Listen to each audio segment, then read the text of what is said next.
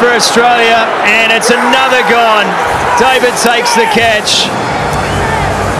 আমরা অনেকেই বলি মাহমুদুল্লাহ রিয়াদ আর চলে না, তার বয়স হয়ে গেছে, রিয়াদ আর আগের মতো খেলতে পারে না।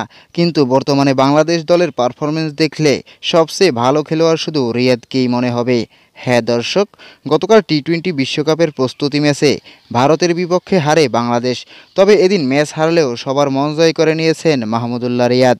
ইনিংসের 15তম ওভারে চতুর্থ বলটি করেন শেখ মাহেদী। ব্যাটিং প্রান্তে শিবমান দুবে বলটি তুলে মারেন। বাউন্ডারি লাইনে বলটি ছক্কা হবে ঠিক সেই মুহূর্তে মাহমুদুল্লাহ রিয়াদ এসে পাখির মতো উড়ে ছক্কার বলটি ক্যাচ বানিয়ে ফেলেছেন, যা দেখে হতবাক হয়ে গেলেন ধারাভাষ্যকাররাও। তখন ধারাভাষ্য কক্ষ থেকে বলতে শোনা যায়, what a catch, unbelievable catch, এমন সব প্রশংসনীয় বাক্য।